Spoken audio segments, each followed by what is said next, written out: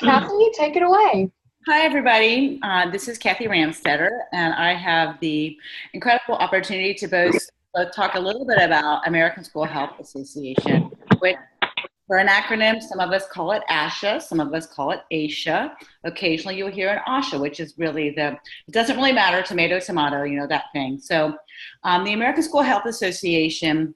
Well, and I'm sorry, let me one other thing. This is presented today by Dr. Amy Thompson. So I will go ahead and introduce her after I tell you a little bit about ASHA for you. So ASHA has been around for a little over a century now, almost a century, my bad. And our mission is really to transform schools into places where all the students learn and thrive. And I think what's really special about our association is that when you see our tagline there of connecting health and learning, our members are truly interdisciplinary. We run the gamut from superintendents to school nurses to people that run school-based health centers, whether they're MPs or MDs. We have a small percentage of our members are social workers who work in the schools and K-12 teachers, and we have a robust group of members. So they're furthering the research and understandings of teaching and learning and those connections between health and learning, and then also preparing tomorrow's future teachers. So, and I think it's really important that we're also have been for a long time one of the organizations that has been at the forefront of a coordinated school health system or experience for our children. And wanted to let you all know that we have a webinar today, and in a little over 3 months, you could have the opportunity to join us for our annual school conference, the 92nd, as you can see there. It's in the center of our country in Indianapolis, Indiana, in the Hoosier State, which is where Jeannie is situated currently. Really fun town, easy to get to, and the dates are the first week in October. I'll talk a little bit about one of our sessions that will be occurring at that conference at the end of our webinar today.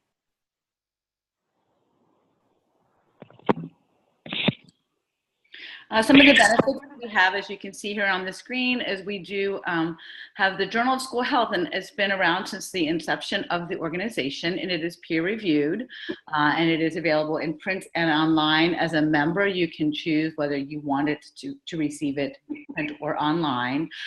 We do get a discounted rate for the conference, and I think we have a weekly school health action, bi-weekly, and then we do, everybody that's here today that's a member will receive free continuing education credits, and we do offer job postings. And also, I think what's really special about any organization or association is the opportunity to network with folks who are both like-minded, but also who might be working in a similar environment that can support and grow our personal professional work that we are doing with children.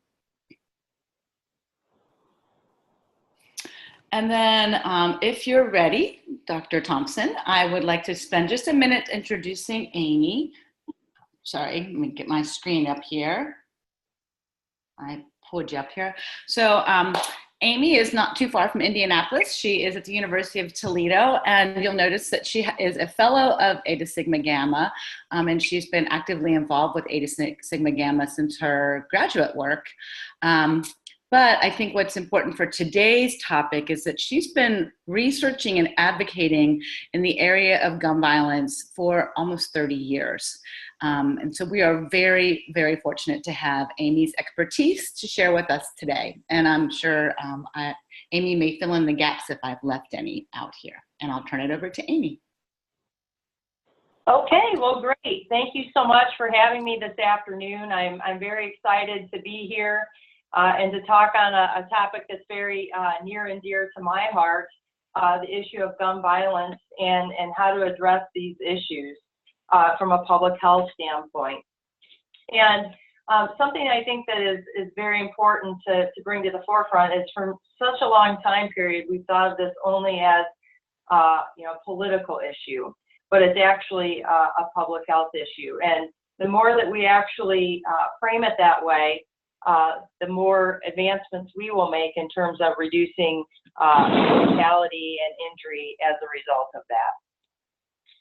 So in terms of what we'll be talking about today, as an overview, what is the public health impact of guns in the United States? We'll talk about the current status of guns on college campuses. I'm a college professor. Some of you might be faculty at other universities.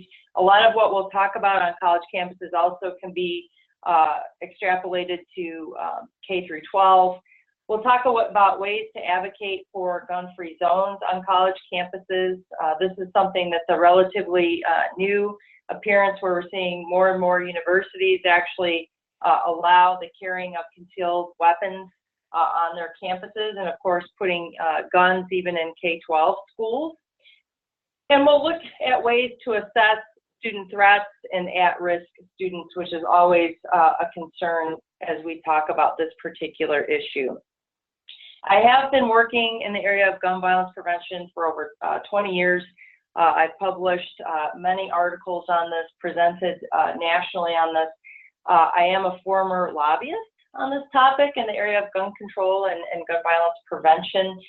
So a lot of what you'll hear comes from a policy standpoint. I also am, I guess I should probably identify myself as the SOFI National Advocacy Trustee. And so a lot of the policy work that we do comes out of my committee that I oversee from SOFI. And we've been actually doing some very cool things in terms of gun violence prevention, and I'll talk a little bit about that at the end of the presentation. So you only have to turn on the news to see the impact of gun violence in our communities. And when you say the word gun or firearm, it means lots of different things to lots of different people. In some cases, it's a sport. It's something people collect. It's people purchase a gun for defense. But for others, it means, you know, mortality. It means injury. For some people, it comes in as a constitutional right.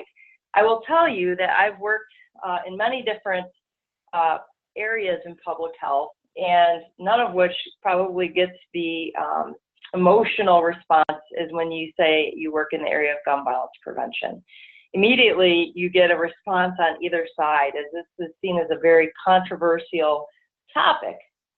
And often we see, you know, in the news talking about how do we respond to this issue. We've had another mass shooting. We've, you know, had something happen in the schools. Well, maybe we should start arming our teachers. Maybe we should have more guns. There's actually some researchers, there's one in particular, Dr. Lott, who talks about if we had more guns, there would be less crime. And so, you know, there's lots of different perspectives on this. And I think it's important to always keep in mind that this is a human perspective. And these are people's brothers, sisters, aunts, uncles, friends, coworkers that we lose every single year in the United States. And, you know, I still have, I guess, the image of Emma Gonzalez speaking at the recent march on stage. And you can see the hurt and sadness when she talked about losing her fellow students in the shooting that happened at her school. And her life will forever be changed as a result of that. And as a result, many people have said we've had enough. And I have to say, in the 2 decades I've been working in this issue, this is probably the first time I actually am starting to gather some optimism that maybe we have had enough, and that maybe we are going to start recognizing this as a public health issue, and that we can collectively start advocating to put into place different programs and policies to help address this very important public health issue. I love this slide and quote by President Obama because I think it really puts things into perspective. When Americans are killed in mine disasters, we work to make mines safer. When roads are unsafe, we fix them to reduce auto fatalities. We have seatbelt laws because we know it saves lives. So the notion that gun violence is somehow different doesn't make sense. And we do have the capacity to reduce gun violence.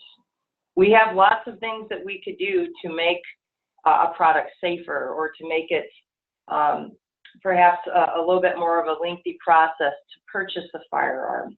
You know, it makes me think about the recent event where someone put a dog on an airplane and the dog died, right? Because it was in the overhead compartment, or it was put in a place in the airplane that it shouldn't have been. Well, immediately after that, one dog dying, actually, they passed a policy to change that. And, you know, again, you know, we have literally, you know, hundreds and thousands of people dying on a regular basis, yet we can't seem to pass policy or to regulate this particular product to make a difference. And I think it speaks to really the clout, the political clout of many of the organizations that work on this particular issue. When you look at the overall data in terms of a public health perspective, it's quite staggering. More than 40% of all U.S. households contain at least one firearm. And while that certainly is a high number, it is down from, you know, when we used to look back into time in the 1960s and 1970s. So we are seeing a steady decline in the United States of gun ownership. However, I want to be clear that in the United States, we have more guns per capita than any other industrialized country in the world. And I've done some research as well as other individuals, and where we see more guns, we see more injury, we see more death. And what is of particular concern is not just having a gun necessarily, but having different types of weapons, like a handgun or an assault weapon. 1 in 4 homes has a handgun. And again, these are concealable weapons. They're a weapon that's often used in suicide. And out of all the other industrialized countries, we actually have some of the least restrictive gun laws. So we'll talk more about that in just a minute. I always am fascinated as a researcher in this area how little knowledge is in the general community about the types of gun laws that we have on the books. We'll often hear, well, we have enough laws, let's just enforce them. However, most states do not ban assault weapons. Most states do not ban high capacity ammunition magazines. Why is that particularly important? Well, when we talk about high capacity ammunition magazines, those can hold 30 bullets versus, let's say, 10. So if you are a mass shooter, you have a lot more opportunity to kill and hurt more people when you have 30 bullets in your magazine. In fact, when Jared Loughner was being an active shooter and attacked Representative Gabby Giffords, one of the ways he was subdued was when he ran out of bullets and was actually going to change his magazine. So it makes you think of, you know, what would have happened if he would have only had 10 bullets instead of 30. You know, that 11th shot might not have happened. Many states do not restrict child access, which means there's no minimum age to possess a firearm. So in many cases, you could give a rifle to a 9-year-old, an 8-year-old to possess. Also, there's not a restriction on child access that requires individuals to lock their guns up when they have a child present in the home. This is particularly important because children are at a developmental age where they can't recognize the difference between a real gun and a fake gun. And in many cases, they think it's a toy. And we'll talk more about that, but you know, again, children don't always recognize the fatality of a gun and the impact that that can have. And I often hear from people, oh, well, I've told my child not to touch the gun. Well, if we know the say no approach doesn't work because it doesn't work in other areas, right? The saying no to drugs or saying no to, just telling somebody to not do something is probably not the best approach. And in fact, there's a researcher, Marjorie Hardy, who's done a lot of work on this, where and you might have seen this, it was an ABC special, where they put a number of children in a two-way room, and they said, okay, there's guns in this room, they're dangerous, whatever you do, don't touch these guns. And in fact, one of the children in the experiment was actually Marjorie's child, who she spent her whole life telling them not to touch a gun. Well, they were in the room, and these were real guns, and they'd been disabled. It took less than 5 minutes for the children to start touching the guns, pointing the guns at one another, and actually pulling the trigger. And when I go out and I speak about this publicly, I always tell parents, your children know where your Christmas presents are hidden, don't they? Because they find them, and it's the same thing with guns. They will find a gun if it's in your home. So a lot of states don't actually have legislation that says you have to have your firearm locked up if you have a child present.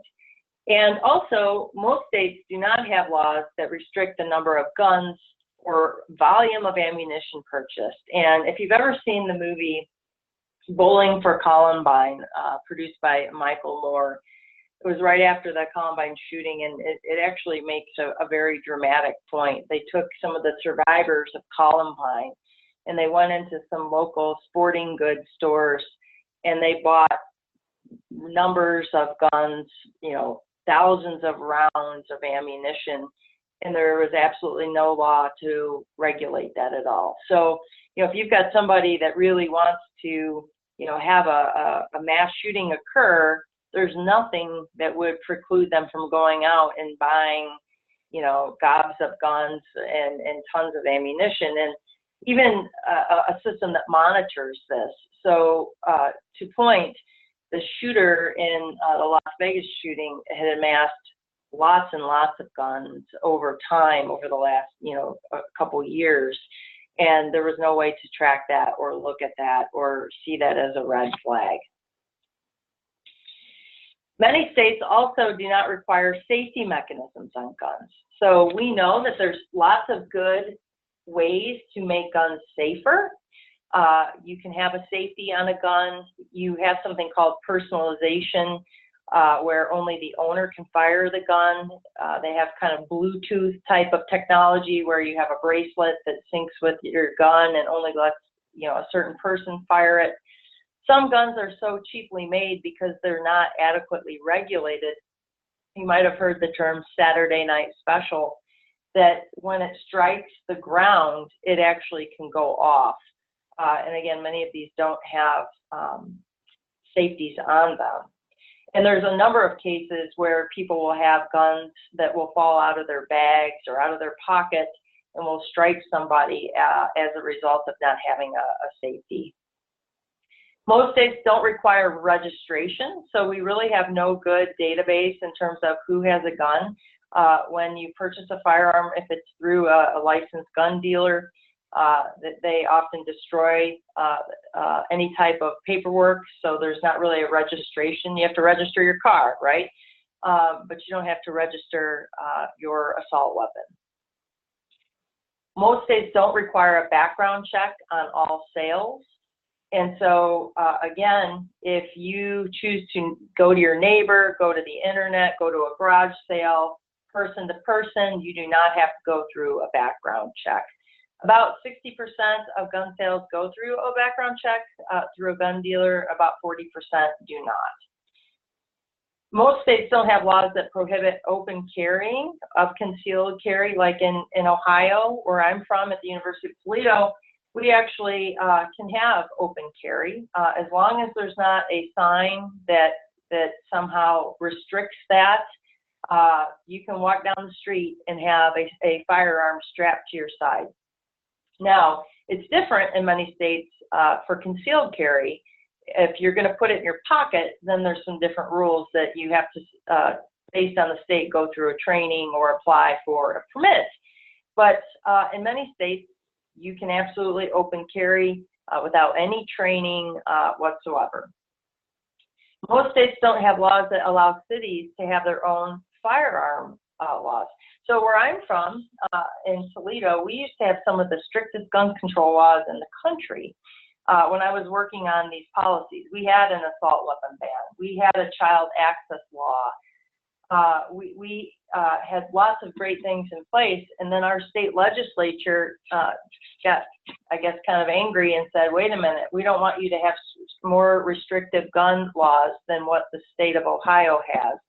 So they passed a law called preemption, which repealed all of our local gun laws. So now we have to follow what the state of Ohio says, which, again, we don't have very strict gun laws here. The last bullet allows you to hold gun manufacturers and dealers legally responsible. We call this blanket immunity.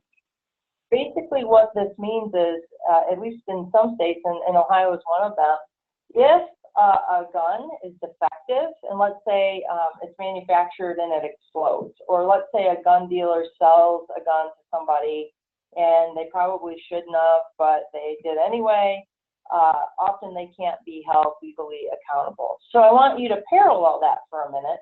That would be like, let's say Ford selling a car that blew up and killed someone and not being able to have any type of litigation against them. So they pretty much, this is one of the few industries that has just blanket protection for any type of litigation. And I think this, I saw this on Facebook the other day, and I wanted to include this because I think this is relative. You know, if you go out and you try to adopt a pet, there's very strict rules. You know, a lot of times they'll go out and do a house check. You might have to be a certain age. You have to complete an application. You have to talk about how many children do you have at home? Do you have a fenced-in yard? You might have to, you know, do an interview. And all of these things just to adopt a pet. But when you are going to purchase a gun, you can literally walk in and, you know, go anywhere and get a gun. Whether it's a gun show, whether it's your neighbor, a friend, no background check, no registration, no licensing, no interview.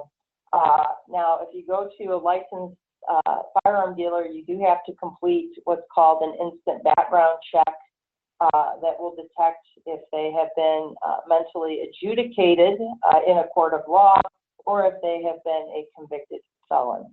But again, that's not required, right? If you can go purchase your gun in other places, you do not have to go and have that background check. I also think this is a really good comparison.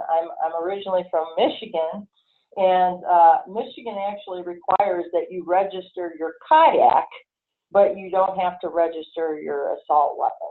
So again, making some parallels here that, you know, why don't we have policies that would, you know, look at a very, what I would consider to be something that could be potentially dangerous. One of the things that I think is interesting is looking at this from an epidemiological model of modification of host agent environment. In the realm of motor vehicle safety, we have really come far in terms of the things that we have done to make cars safer. And when you think about it, we, you know, created airbags and sensors and backup cameras, and you know, we've seen the number of deaths from motor vehicles really go down because of all the things that we've done that are really public health measures, speeding laws. You have to go to driver's training. You have to, you know, have a graduated license. You also have to do a lot to get your license, right?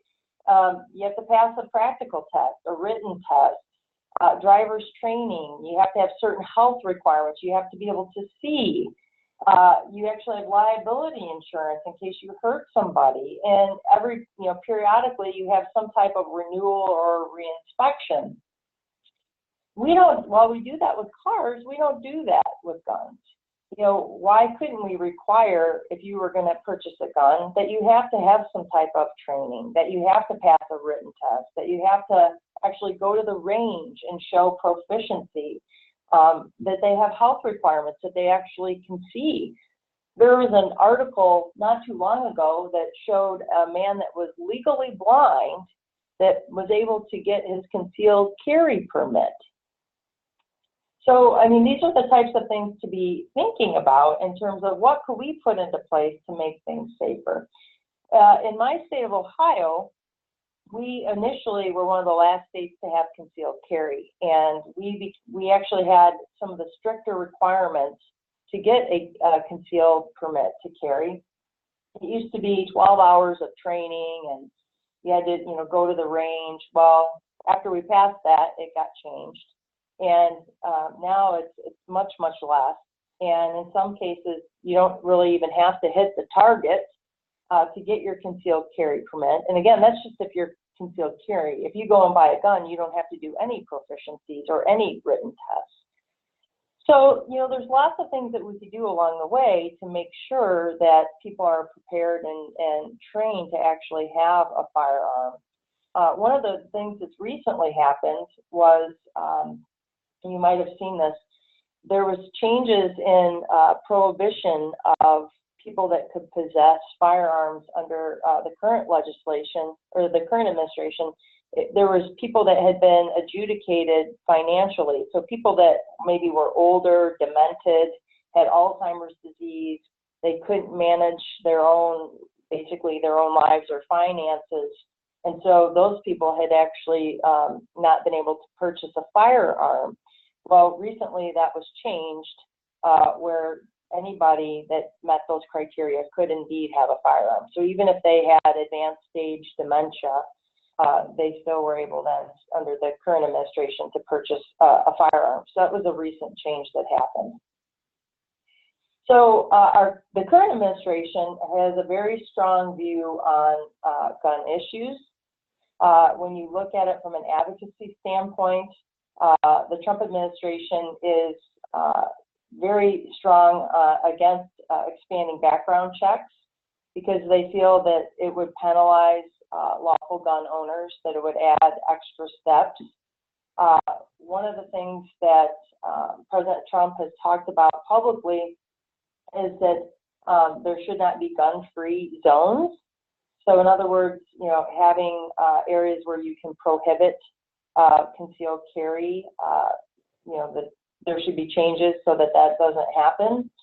Also, every state has different laws in terms of its concealed carry. So some states, you can conceal carry without even having a permit or having training. Some states require it. Under the current administration, they want to say if you have a permit in Ohio, it's good everywhere, which means that you could have people in states that don't have any training requirements carrying in your state where you live because it has reciprocal recognition. Also, under this administration, law-abiding citizens should be allowed to own the firearms of their choice, thus meaning that there's not a political agenda of trying to pass a federal assault weapon ban or restrict things like bump stocks necessarily. Also, that mental illness, not access to guns, is what is driving mass shootings. I think everyone would agree that there's a relationship between mental illness and mass shootings, but you know, firearms are often a more efficient mechanism to kill or maim many people, like we saw with the Las Vegas shooting. Another policy that fits in with this is stop and frisk to reduce gun violence in cities. This has been a very unpopular approach in some of the cities like Chicago, where this has been seen as racial profiling, rather than, you know, trying to look at more comprehensive approaches. So, and I only put this out there not to be necessarily political, but to understand what the current landscape is from an advocacy standpoint. So let's really do a deeper dive now into the data and to look at what the actual public health impact of guns are. So the most recent data available through CDC WSCARS, 2016, there were 38,658 deaths in the United States. This has been slightly going up recently.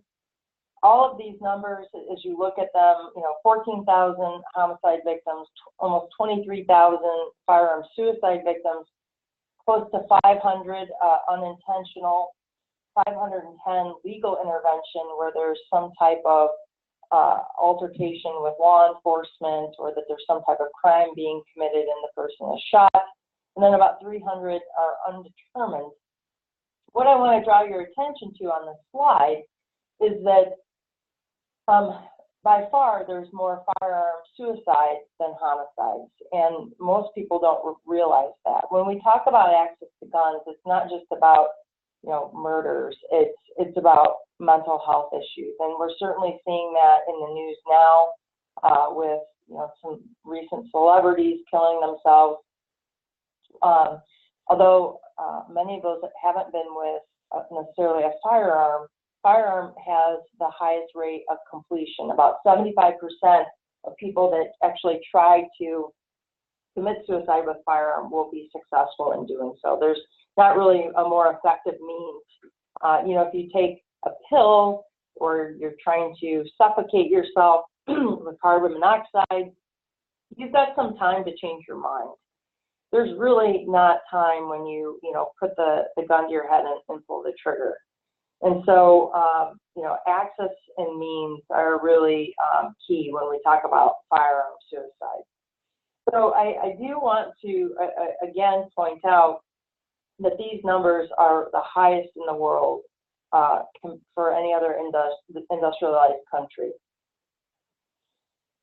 What's particularly interesting about this slide coming from the CDC is when we look at injury-related causes of death, it's not surprising to know that overdose, especially I'm from Ohio with the opiate epidemic, has surpassed motor vehicles. But what's interesting now is that we see both firearms deaths and motor vehicle deaths being equal, and this is United States data. So this is countrywide data. So the point that both of these are equal now is very disturbing. It's good that we're seeing motor vehicle going down, but we're really not seeing changes in firearm deaths. And in fact, this slide really reiterates that fact. So while deaths in firearm and vehicle-related incidents were roughly equal in 2013, the trend for each differs. Look at how we've seen the number of motor vehicle deaths go down, and yet ever since 1999, we really haven't seen significant changes for gun-related deaths. And again, I would argue it's because of all of the safety mechanisms that we've had. We've modified the agent, right, from the epidemiological model, or we've done things with, individuals in terms of, the host with training and, having speeding laws, as we talked about, or air bags or seatbelt laws. We've really not done anything from a policy perspective.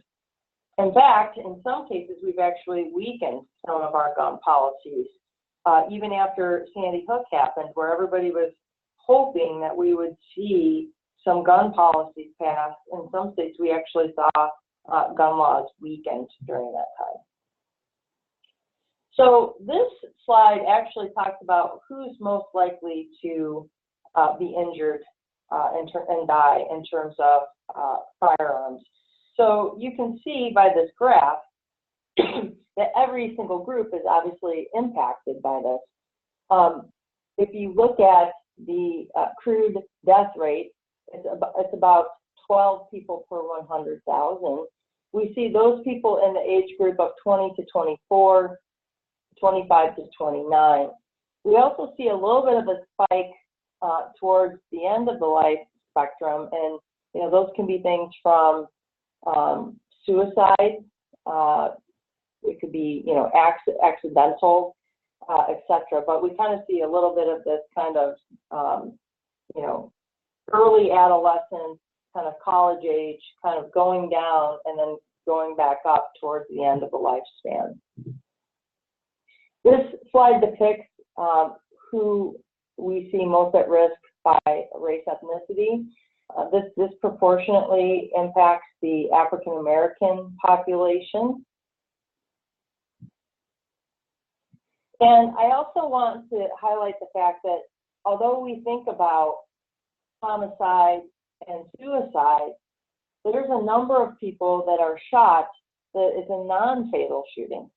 And this particular slide, that young man was hurt in the Columbine shooting. He'll be in a wheelchair for the rest of his life.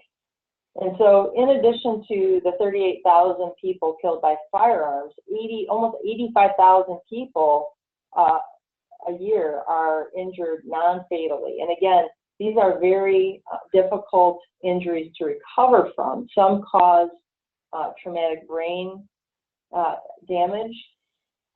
In some cases, people lose the loss of their arms and legs. They lose their mobility. Gunshot wounds are very expensive to treat.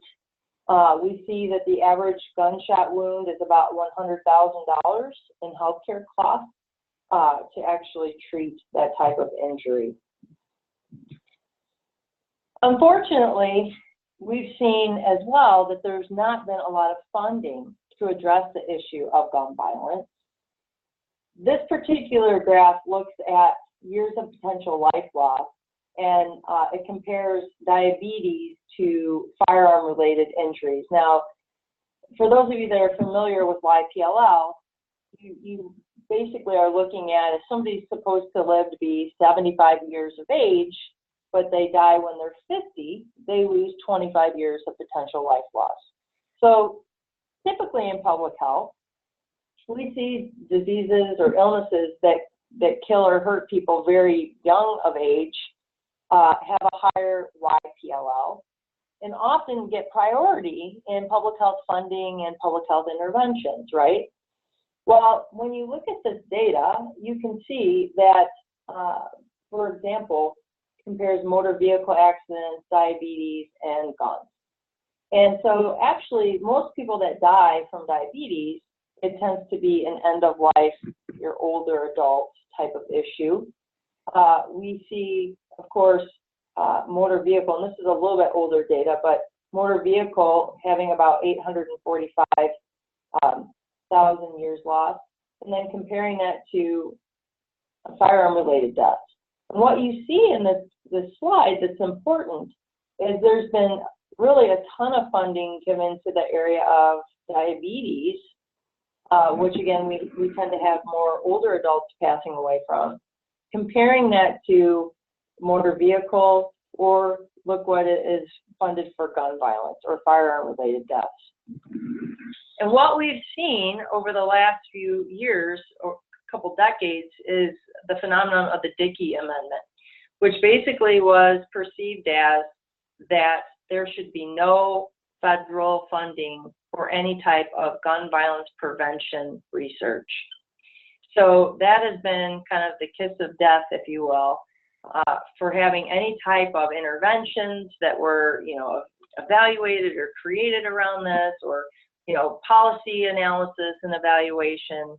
And for folks like me that have been in this field for a really long time, a lot of our research has either been funded by private foundations or, to be honest, personally funded out of our own pockets, because there's been very, very little money to address this. With that said, now recently there's been a change where the CDC can actually conduct research and do some funding on this issue. However, there's no funding currently earmarked to do so. So one of the things that's exciting as the SOFI Advocacy Chair is we will be having this year's Advocacy Summit in October. And if you don't know about the Advocacy Summit, please look it up, because it's a weekend experience where you get trained in advocacy and lobbying, and then you actually go on Capitol Hill and you meet with policymakers. Well, this year's topic, for the first time ever, we're doing a topical area, which is going to be gun violence. And one of the priority areas that we will be looking at is to ask for funding for CDC to actually do research and prevention work with gun violence issues. So this is like the first time ever. So I'm super excited about that. And hopefully we can finally get some funding that can look at what are some of the policies that could be effective. So here's what we've looked at in terms of some important data. As I mentioned before, where there's more guns, there's more gun death. We did a study back in 2003 with state level data that we found that where there are more guns, that there's a significant effect on firearm homicide, suicide, and unintentional injury. Now this is really interesting because the number one reason people purchase a gun is for self-defense, right?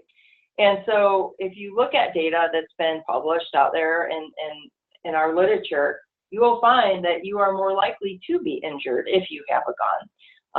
In many cases, you're 44 times more likely to be injured than those that don't have a gun. And where there are higher rates of gun ownership, there are higher rates of firearm-related deaths. So this, I think, speaks to this as well, is it's not just the number of guns in a particular area or state, but it's the gun laws that are on the books, that are there and are enforced. So this particular slide looks at the top 10 states with the lowest gun death rates. Okay, so the top 10 states with the lowest gun deaths are in blue, and the top 10 states with the highest gun death rates are in yellow. So what you can see is that the states that typically have the stronger gun control laws actually have some of the lowest gun death rates. And this is, again, fatal injury data from WISCARS that basically reiterates this fact, right? So in the places that restrict or, you know, have things like more background checks or assault weapon bans, or tend to really look at their policies, we typically have lower rates of gun deaths. This slide is particularly interesting in that it compares gun-related homicides to other industrialized countries, and it standardizes it with a rate, so which is per 100,000. So this looks at the rate per 100,000 of the United States compared to Canada, Spain, Germany, France, South Korea, Japan, and ours by far, you know, is higher than all of these other countries combined.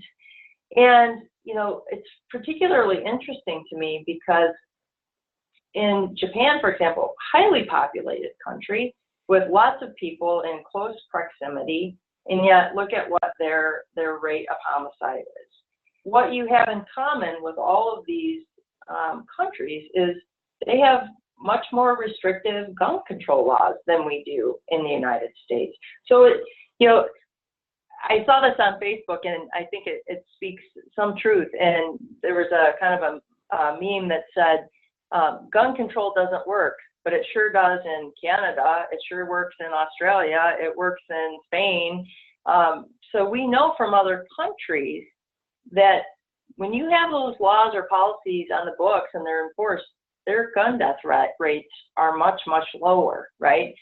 Canada, for example, because I'm in Toledo, which is right on the border, when you go over to cross into Canada, there's signs that say, you know, Americans, leave your handguns in the United States. They won't let you bring your handgun over. And I actually spent some time in Canada at the University of Saskatoon for a couple weeks. And it was interesting. I asked lots of questions when I was there. And I said, well, tell me about this. You know, tell me about what it's like living here with guns. And they said, oh, well, we don't have handguns here. You know, you have to keep a gun at a gun club if you're going to have a handgun. And, you know, for Canada, for example, they are a very rich culture in hunting. So hunting is not the problem, right? Hunting, when we talk about hunting, this is not about gun violence, right? this is a different issue because it really is more related to handguns and assault weapons. And in fact, when you look at the firearm suicide rate, it's very low with things like shotguns and rifles, because just from the vehicle, from the weapon itself, it's difficult to turn it around and to actually commit suicide with a shotgun or a rifle, for example. So in a lot of cases, it is about the type of gun as well as the restrictions that are in place in terms of policy. This slide looks at the deaths and injuries from mass shootings in the United States from 1982 to 2017. And of course, the most recent mass shooting in Las Vegas is the deadliest in U.S. modern history. And, you know, moving forward, you can see that it's been increasing in the number of fatalities, the number of injuries. And again, you know, we do allow things like bump stocks, which basically can convert a weapon to an automatic that can really, you know, fire very quickly, can kill lots of people. And again, you know, passing policies to make sure that those aren't allowed, that, you know, people shouldn't have access to be able to easily convert. You can order kits, for example, over the internet that can easily convert your weapon to being an automatic. This slide talks about the AR15. And to be very, very clear about this, back in 1994, there was a federal assault weapon ban that sunsetted. And when that happened, assault weapons were basically allowed again in the United States. There are very certain characteristics that qualify a firearm as an assault weapon. There's about 3 million of these in the United States. The average price is around $1,200. Their magazines hold about 30 rounds. They can shoot 600 yards. They have been a weapon of choice in several of the last recent mass shootings. And in my opinion, this is a weapon of war. These are made to kill and kill lots of people. This is a military type weapon. This has a folding or telescoping stock. It has a pistol grip that allows for shooting from the hip or spraying from the hip to basically be able to spray lots of bullets. In some cases, it has a bayonet mount where you could mount a knife on the end of this weapon. And in some cases, it has a flash suppressor where think about what happened with the Las Vegas shooter. And if they were up in their hotel room and they had a flash suppressor that basically wouldn't let the fire coming out of the end of their gun be seen, it would have taken a lot more time to locate the active shooter. So again, if you think about this in a normal civilian person's life, asking the question, why would they need a weapon with these types of characteristics? This is not a weapon for hunting. So why would we need something of this capacity? Recently, we've also seen guns on college campus become a larger issue. I know in my state of Ohio, recently there was legislation passed that allows the carrying of concealed firearms on college campuses. However, in our state, not in all states that do this, our state can prohibit it. Our schools can prohibit it. So for example, the University of Toledo, our board of trustees, our president has said, no, we are not having concealed firearms on our campus. And so we don't allow that. But other states actually allow it. In some states, I think it might be Utah, you can't prohibit it. So you have to actually allow it on your campuses.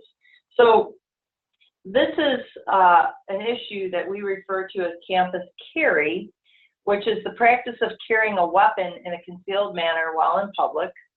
Many states also permit, as we talked about, open carry, where guns can be carried openly. some universities, and mine's one of them, and it's kind of a loophole, have green space that's public property. So even though we don't have concealed carry, there's parts of our institution, because it's actually public land, students could open carry if they wanted to. That's not really commonly known probably, so we don't see that very often, but technically they could. Every state in the United States now allows concealed carry for citizens who meet their requirements.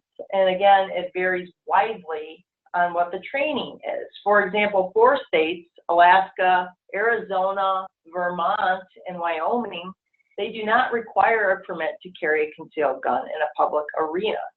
So again, they could carry openly or they could carry concealed. So it's important to note that, again, very, very different training requirements. Some states, no training, some maybe 4 hours.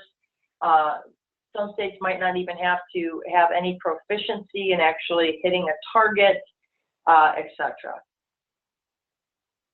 For those of you that are part of a college campus, you recognize that there's lots of risk factors that occur, or health behaviors that occur that could put students at risk.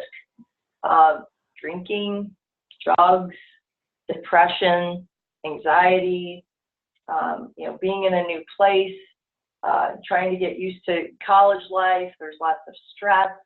The fact that we now add having a gun on a college campus is really not a very good idea. What's driving this issue is that, and I will say, I can only say this in my own state and what I've noticed, because I've testified on this, I've spoken as an expert on this.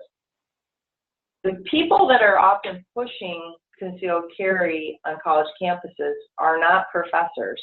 They're not necessarily students. A lot of them are not even affiliated with the university.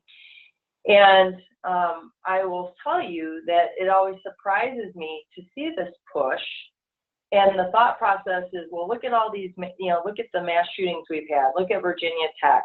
Look at Central Michigan. We've had shootings, but the fact is, college campuses are the safest place we could possibly be. When you think about from this whole aspect of safety, very few acts of violence actually occur on a college campus compared to the community. And also, this rate of suicide is a particular concern. We do see that about 1,100 college students do commit suicide in a given year, and this is typically between the ages of 18 to 25. And so this is partly because we see the manifestation of mental health, things like schizophrenia or bipolar, for example, often manifest during that time period. And so giving them another means when they're attending college to complete or attempt suicide is not a good idea. And so this has really polarized many, many campuses where, faculty and students are saying, we want to be able to teach in gun-free zones. We want to be able to have our classes where we can, not be afraid that there's a gun in a backpack. And of course, we see and we think about the Virginia Tech massacre, where it was a single gunman who had many mental health problems, who came onto campus and shot a number of people. And as a reaction, many people think, well, if all the students would have had a gun, or if more faculty would have had a gun, we could stop this. I will tell you that a few years ago at the University of Toledo, we had one of the survivors of Virginia Tech, Colin Goddard, come to our campus and speak about living through the Virginia Tech massacre. And if you've never seen this before, I encourage you to. It's called Living for 32. It's a documentary of his experience and recalling what happened that day in Virginia Tech.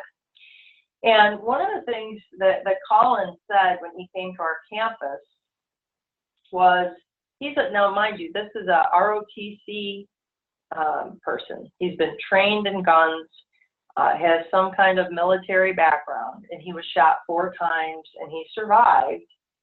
And I asked him the question, you know, we hear lots of people saying, you know, you should have had a gun that day, you would have saved the day. And he said, absolutely not.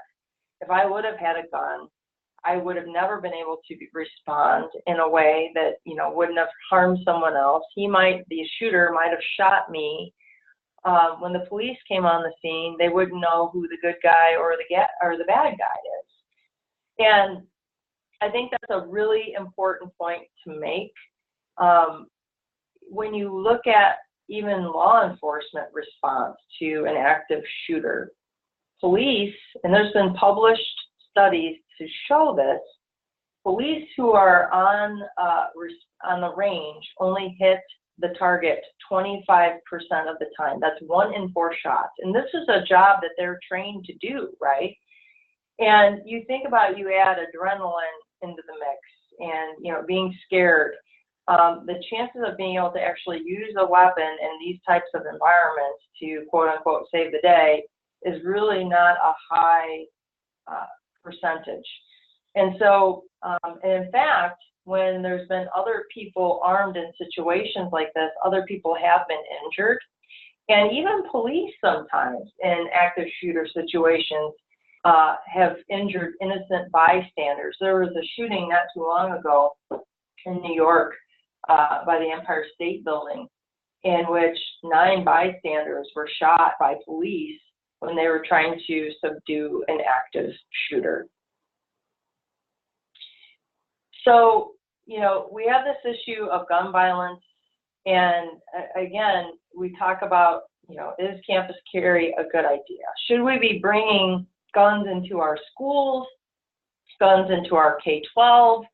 I know where I live in Ohio, I just saw recently where another school was training teachers and allowing them to carry guns into the schools. And in some cases, this is the same on college campuses. So here's what we know about the current state of guns on at least college campuses. The overwhelming majority of about 4,400 colleges and universities in the United States prohibit the carrying of concealed weapons, particularly guns on their campus. And these gun-free policies have really helped keep our higher ed institutions safe. And there was a study done in 2001 by the Department of Head that actually found that the overall homicide rate at higher ed institutions was 0.07 per 100,000 students. And when you compare, and I haven't seen too many other studies that have done this, when you compare the criminal homicide rate in the United States as a whole, it was 5.7 per 100,000, okay? And then 14.1 for persons ages 17 to 29. So for those people that are in college of the same age group, they are way, way, way safer being in college than they are in the general community. And a Department of Justice study found that 93% of violent crimes that victimize college students occur off campus. Now, I can't, you know, go back 100 years in time, but I can tell you that at least in the last, I would say, 25 or 30 years at the University of Toledo, there's only been 2 deaths that have occurred. One was a stabbing that actually occurred, and it was drug related. And the other happened to be a student that was actually killed by a law enforcement officer who had mental health issues. So again, you know, this isn't in general terms a common event on most college campuses. So this is a map that actually looks at, and you can find what your state is. Ohio has recently changed, so that's not been updated. But this looks at if the concealed guns are allowed by law. That is the red state. Gray is concealed guns allowed by law, but schools limit location or who carries it. Those are the gray states. Green, concealed guns on campus prohibited by law. And then yellow, schools decide on the weapons policy. And orange is concealed guns allowed only in locked cars and parking lots. So again, there's really a patchwork of what this looks like, but I can tell you that almost half the states are seeing some type of legislation right now that is trying to push guns onto college campuses, and in many cases where you can't prohibit it individually as an institution. And I know Texas was one of the states. I actually gave the keynote at the American College, one of the keynotes at the American College Health Association meeting, where they just had passed this law in Texas, and we'll talk about that in just a second. So this is actually examples of ways that you should be checking your campus, and even, you know, what's the signage, for example, if you're associated with K-12, is there active signage on your campus or school that there is no firearm or weapons permitted on this property, right? And again, making sure that it's also addressed with concealed carry. So advocating for the presence of signs is super, super important. And, you know, the thing is, guns get brought onto campus, sure. But, you know, at least by having some type of statement, that is a deterrent for many in terms of not knowing or bringing it onto campus. So I spoke about this before, but this is in a table form. This looks at the U.S. versus public college crime rates, and you can look at murder, rape, robbery, aggravated assault, and you can compare those rates based on, again, it's a rate per 100,000, the U.S. crime rate versus the public college crime rate. And you can see that those are considerably lower, which again reinforces the point that college campuses are a very, very safe place.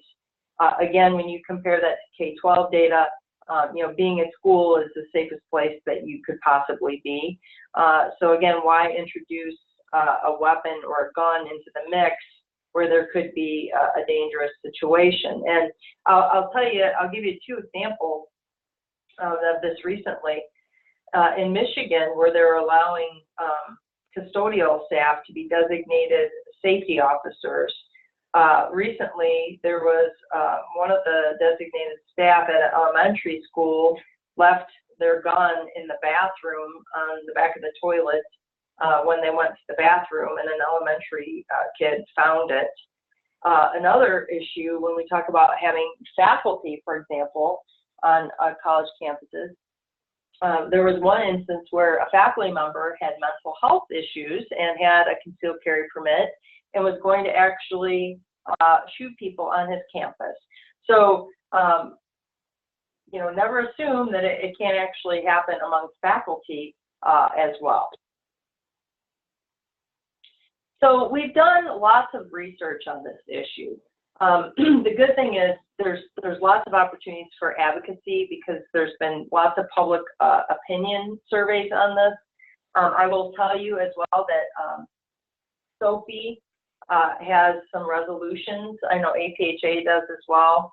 I'm not sure about Asia, but in terms of resolutions on gun violence and gun policies, in terms of using that to advocate for gun-free schools. Our research has looked at firearms in college campuses. We looked at HBUs, their presidents, and we asked them through survey, do you support having concealed carry and allowing different types of weapons and such on college campuses? And overwhelmingly, both at historically Black universities and a large study that we sent out to over 800 university presidents that we published in 2014, presidents don't think that this is a great idea to have guns on their campuses. We also did another study that looked at student perceptions and practices regarding carrying concealed handguns. We did a 15 schools were part of this study in the Midwest. And overwhelmingly, students were not supportive of having guns on college campuses. Again, these were large sample size. We did the similar with faculty, asking faculty, do you think it's a good idea to have, a student in your class with a backpack with a gun in it? How do you feel, having that in the learning environment? And the majority of faculty are not supportive of that. So we've published other articles talking about arming campuses. We did a study of campus police chiefs. Police chiefs don't think this is a great idea in terms of having guns. Their average response time, at least on our campus, and I know we're not a huge institution, we have about 20,000 students and over 1,000 faculty, but the average response time on our campus is 2 minutes. So our police are very quick to the scene, and they will tell you, as many of the other police chiefs have in our study, that they don't believe that anybody should be having guns on our college campus. So another group we surveyed was college counselors, and they see a lot of the mental health issues, and they don't think, noted all the suicide, mental health, anxiety, depression, angst in students, that's a great idea to have guns on college campus. We also looked at parents' perceptions of guns on school campuses in the United States. And in general, parents are not supportive of having guns around their kids and students. We also looked at principals and what they thought and published an article. And guess what? The bulk of them are not supportive of having firearms in K-12. And again, we've also did some work in literature on reducing gun violence in secondary schools. So there's three underlying arguments on the campus carry movement. The perception that mass shootings are greatly reduced when there are guns present, and this is what I'll call the good guy with a gun stops the bad guy with a gun. And I often hear this whole term of, law-abiding citizens, but I will tell you, we're all law-abiding to begin with, right? So this whole idea that, some average person will probably be able to respond in a way of a highly trained individual is just statistically, not probable. Also, mass shootings mostly occur in gun-free or gun-restricted or victim zones. We are actually seeing some people pass policies to allow guns in churches now because people will say that's a victim zone where people can come and attack and know that we don't have a gun. However, data does not support this. In fact, most shootings occur in areas that you actually can have a gun and not in gun-free zones, and I'll talk about that. And the occurrence and lethality of mass shootings are reduced in concealed carry jurisdictions, more guns, less crime. And again, that's not true. So why is this not a great idea, whether it be K-12 or college campuses? Campuses are one of the safest places to be, and we need to reiterate that. Why break something that's not broken? There are large quantities of alcohol and drugs readily available that can be a dangerous mix when a gun is present. A high percentage of students are adjusting to college life and often experience depression and mental health. We did a study, this is very interesting. We did a study of our UT students, and I think it was a sample of about 1,300 students. And out of those 1,300, 38% indicated they had a serious mental health issue in the last 30 days. We did a similar study probably 2 years ago with faculty, and it was 42% of faculty said that in the last 30 days they had a serious mental health issue. So again, even if you use the number of 1 in 10 people have a serious mental illness, if you've got a classroom of 40, that's potentially 4 students that are really having some serious mental health issues. And again, what effect can that have on their risk of suicide or homicide?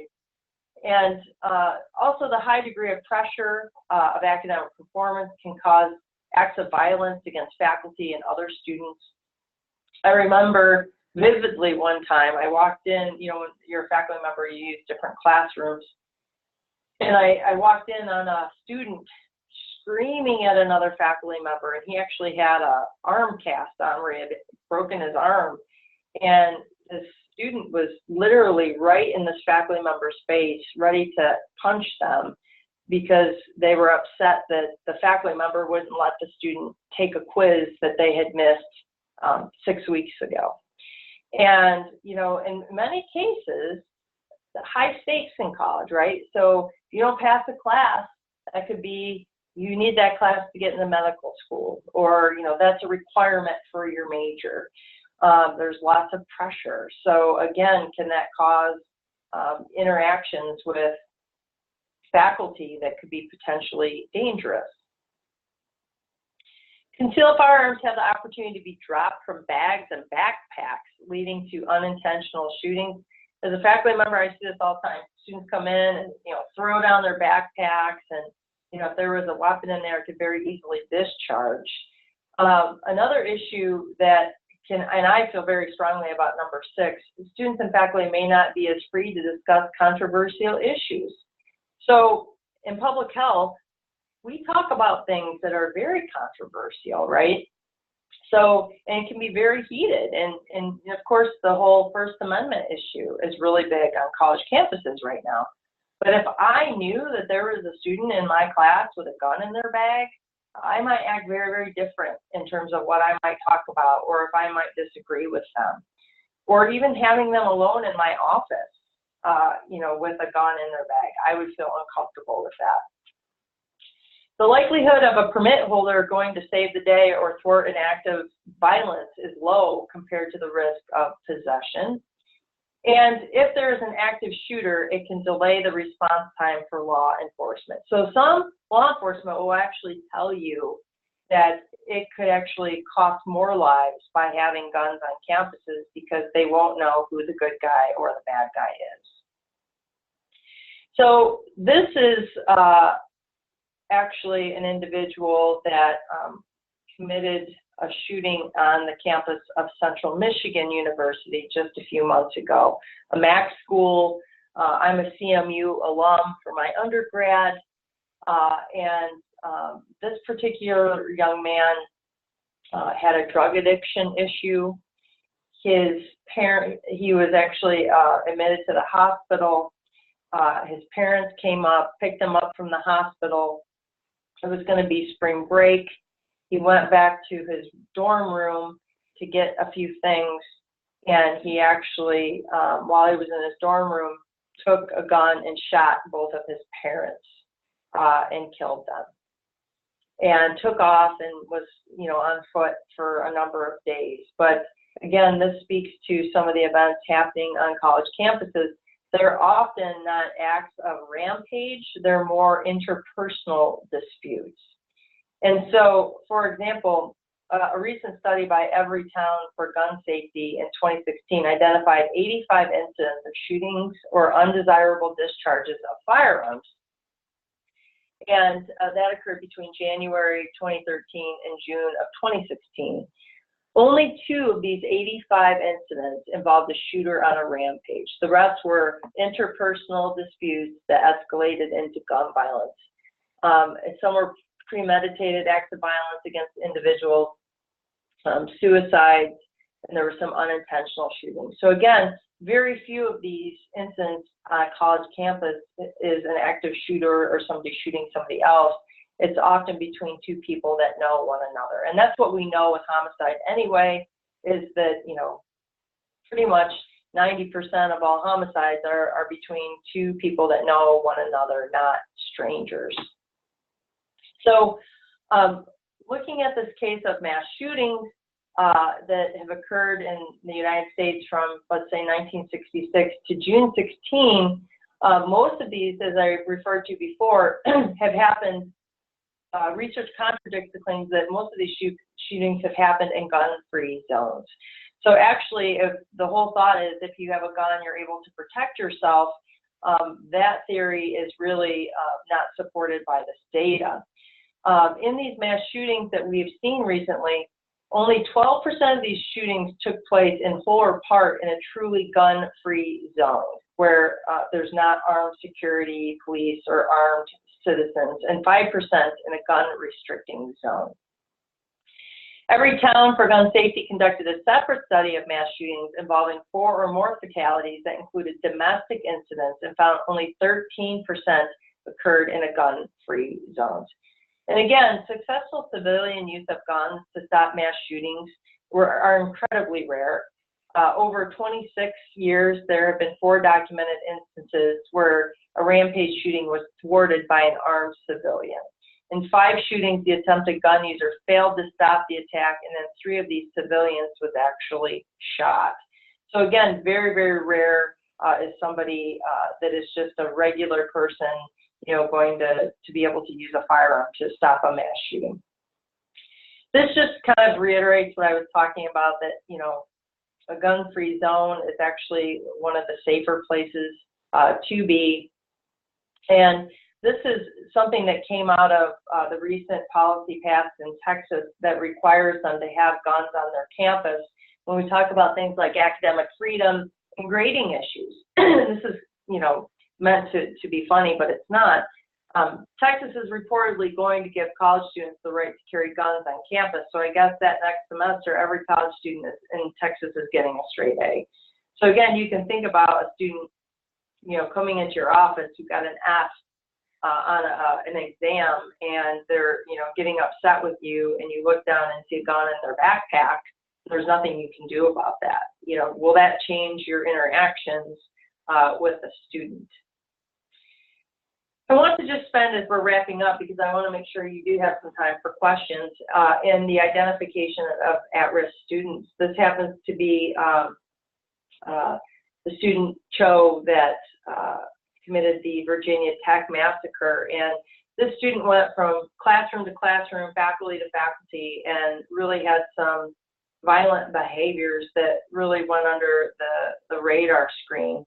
And when we look at our students, whether it's in high school or college, we see that there's, you know, lots of similar risk factors, things like histories of violence, threats, drug and alcohol abuse, missing class, mental health issues, preoccupation with violence, being withdrawn, being bullied, disruptive behavior. One of the things, I am actually the previous faculty senate president last year at my campus, and one of the things we worked on helping create is called the Rocket Care Portal, or the Rockets, right, UT Rockets. And this is a way that faculty and students can anonymously go into a password protected portal and actually enter someone's name and tell what their concern is. Are they concerned that they're missing class, that they're violent, that they're having a substance abuse or mental health?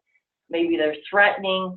So with someone like Cho, where a faculty member was seeing that behavior, they enter information like this, and it creates a touch point from the Office of Student Affairs, where they actually will bring the student in and talk to them. And then if it happens again, you can kind of see repetitive behavior, so that hopefully if you see those patterns, that they can be intervened or stopped. And if your campus doesn't have this, I highly recommend it. We started this like 2 years ago, and we on our campus have already had like 700 reports of students. So I really encourage you to do that.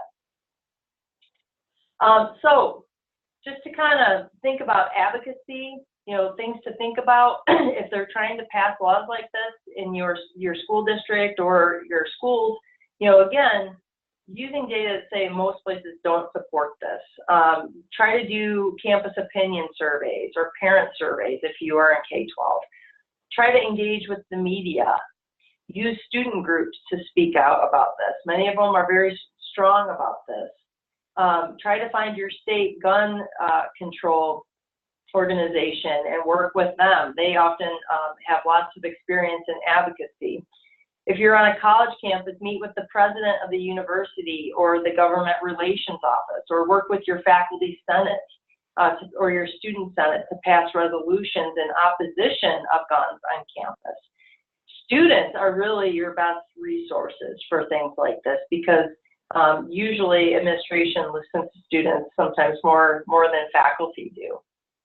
And then there are other options for safety, active shooter training such as ALICE, alert, lockdown, inform, counter, and evacuate. Some of you might have been trained in this. Again, these are not necessarily been evaluated. It'd be really hard to evaluate these, but there's a number of there's run, hide, fight. There's a couple programs that you might want to think about if your campus is not training for active shooters. And again, if you're going to work on this topic, it's important that you're prepared for opposition. This is very organized in terms of the pro-gun groups. Often people will come from not associated with your campus or school to lobby or advocate for this, especially down in your state houses. You must organize and build partnerships with various groups, like I mentioned, using the media. Talk to your legal affairs or legal team if it's a campus issue to see what your options are. Know where your policymakers, your state policy or local policymakers are. Like if you're working K-12, try to make sure that you're not only talking to your superintendent, but try to meet with your city council members to try to get them to get involved with things like this. So conclusions. Today, firearms are a leading public health issue, and more advocacy needs to occur from prevention and research. The best available research that we have, and again, our research is limited because we are in infancy on this, contradicts many claims and assumptions that having guns on college campuses make it safer. Having guns on campuses can actually impact academic freedom and the safety that we enjoy on our campuses. There needs to be collaborative efforts among faculty, student affairs, law enforcement, counseling, and college health to identify at-risk students who have potential to access guns. And advocacy can be an effective tool to actually help shape gun-related policies on campuses, having those conversations early on, and adopting things like ALICE training as a mechanism to train faculty, staff, and students to respond to active shooters. And this was interesting. I found this from the Faculty Senate from the University of Houston when the Texas gun law came out allowing guns on campus, where they say, you may want to be careful discussing sensitive topics with students. Drop certain topics from your curriculum. Don't go there if you sense anger in your student. Limit access off hours to your students. Go to appointment-only office hours and only meet that student in a controlled circumstance. And when I read this, I have to tell you, as I'm a faculty member for 20 years, this makes me very sad because, we want to be able to teach and do our jobs and not have to be worried about having to always be thinking if there's a gun in our student's backpack or in our campus. And this is our closing thought, and then I'll take questions. This is by Elizabeth Warren. We lose 8 children and teenagers to gun violence every day. If a mysterious virus suddenly started killing 8 of our children every day, America would mobilize teams of doctors and public health officials. We would move heaven and earth until we found a way to protect our children, but not with gun violence. And I think that's very, very true. We've made an excuse that we hear people say, well, it's a Second Amendment right. Well, yes, it is a constitutional right, but it doesn't mean that we can't provide some restrictions and safety mechanisms to help make sure that we don't lose as many people as we do. So with that said, I'm open to any questions that you might have, any concerns or things that you would like to bring up. There's just some additional references that I've used and are available, but I'm going to turn it over to back to Aisha staff to see if there's any questions that you might have. Hi, everybody. This is Kathy Ramstetter. Wanted to see, I did not see any questions in the chat over here. So at this point, if you could type your questions, if you have them in the chat, and just type them to everyone, we would all be able to see them, and then Amy could fill us in on your questions.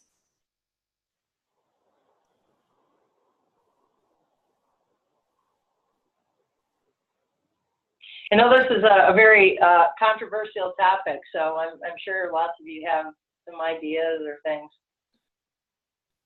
Don't be shy. Amy? Yeah. I'm actually going to lead a question here. A lot of what your research is and what you've been talking about today has been focused at the college level, and given the recent really active advocacy by high school students, are your suggestions, how would you suggest that folks that have either children or work in middle school, high schools, adapt or adopt those kinds of practices you suggested? Well, actually, I think that in some cases, I mean, depending on the state, there's a lot more opportunity for advocacy at that level, because when you think about, it's usually school by school or school district by school district that they're allowing arming of teachers or bringing guns into the school. So, you know, parents have an enormous amount of power and voice. And, you know, going in before a school board or, you know, having kids, students actually say, you know, and testify in front of the school board, we don't want guns here. You know, really trying to use, although there's not a ton of data on this, looking at the impact of guns in schools, but, you know, trying to make almost like the information I gave today and making the case that, look, these are the safest places. We understand there's a risk for active shooter, but it is so, you know, so minute. It's better to train in things like Alice, or it's better to have things like, you know, cameras, or maybe have some, you know, ways to limit visitors into schools. I mean, there's lots of other structural things that can be in place. The other thing is, you know, again, training faculty or students, teachers, to even recognize mental health issues and to be active in, you know, taking them down to the counselor or referring them. And, you know, really parents getting really heavily involved with their PTA or going to their, although they're separate, of course, people that are in your town, like city council, they sure do have an impact usually on school board, you know, so find out who those people that have influence are. You know, advocacy is not just advocating with the policymaker yourself. Advocacy is sometimes finding those influential people, like a pediatrician, you know, in your city, or somebody that is, you know, getting the mayor on board and getting the mayor to talk to the superintendent of the schools. So, you know, those are the kinds of strategies that I would recommend. Using social media, I mean, that puts a ton of pressure on school boards or schools that are thinking of doing things like that. Getting petitions signed. I mean, a lot of this is based on public policy, but the problem is a lot of people don't show up and say, we don't want this. It's the few people that show up that we do want it, but they're just really vocal about it, right? Right. So I think part of what you hinted at were things that Ty Ortman just mentioned too in the chat is these practical non-advocacy things that the K-12 faculty can do. And I think things that you mentioned about greater surveillance, really looking at access to and in the building to non-teaching, non-staff, non-students from inside a K-8 building, those things are not always reinforced. So I think from a practical perspective, those things can be, and really reinforcing that climate of our schools are safe. And I think you mentioned that as well, that our schools are the safest place that our children can be, but only if we make sure that they are the safest place they can be, with protecting access to the children. Well, and I'm looking at Ty's question. Yeah, you know, all of this is part of that. You know, having a good mental health referral system, and you know, making sure that you have counselors that actually counsel students on mental health, and you know, the issue of bullying. I mean, most of what we've seen happen in like K-12 K-12 shootings has been because of bullying, right? So again, you know, what are we doing in the schools to kind of upstream prevent things like that happening in terms of the whole child? Absolutely. Are we having conversations with parents when we're seeing a student become distraught and distracted and missing school? You know, I mean, we really have to tune in to our students, and even at college. I mean, a lot of times there's this attitude, well, they're adults. Well, okay, yeah, they might be, but you know, we still have an obligation. I wish we used the whole child model in college because I think our retention rates would be a lot better if we used that approach. But I see another question there about the Rocket Care portal. Yes. If you go on the University of Toledo web page and you actually type in Rocket Care portal, you'll see it come up. But what you can do is, most of you that are institutions, universities, have some type of like Title IX or sexual assault portal. They basically, we use something called Maxient. It's a software. They basically modified the Title IX software where you would report sexual harassment or sexual assault to basically make it the Rocket Care portal. So it's the same kind of mechanism, and it's protected and firewalled and safe and secure and all that. So for most institutions have to have that, right? So you could just modify what you already have. And then the second part of that question was investigating the anonymous reports that are submitted. Is that all part of that portal? Yeah. So, you know, you can either say who you are when you're giving the report, or do it anonymously. They don't really investigate who made the report. They just, within 24 hours of you doing that, there has to be a touch point where they contact the student. And obviously, if it's something like this, they're suicidal, it's an immediate contact. But they actually meet, they call the student in, meet with them, and talk to them about the concern. Okay. All right. So, well, thank you very much, Amy, for your time, and all the participants for being with us. And as you all know that are here, this will be posted on the ASHA website, and you will all receive a link to, actually Caitlin just put it up here, or Jeannie put it up here for us, the Qualtrics, which is the evaluation. And for the who are ASHA members, once you complete that, you'll receive a certificate for 1.5 either CHES or MCHES. For those of you that are non-members of ASHA, join really fast and you can get it for free, or you would pay $30 for an hour for the continuing education. So just make sure you do complete that, and then this webinar will eventually be available for participation or for viewing down the road. Wanted to also remind you about the annual conference coming up here in October in Indy. As part of that, there will be a special session on Saturday the 6th, which is the last day of the conference, and it's responding to gun violence in schools. And this will be presented by ASHA's School Violence Task Force. And I think this particular session will really dig into the nuts and bolts of this last part of our questions about those things that K-12 educators can be practicing and implementing in the school environment to ensure our children are safe. We hope to see you all there, and that is of course available on the website, or you can email info@ashaweb.org. And I think that's all the questions that that'll wrap us up for the day. Again, thank you all for coming, and enjoy the rest of your summertime. And do look on our website for future webinars and opportunities like today. Thank you, Amy. Thank you.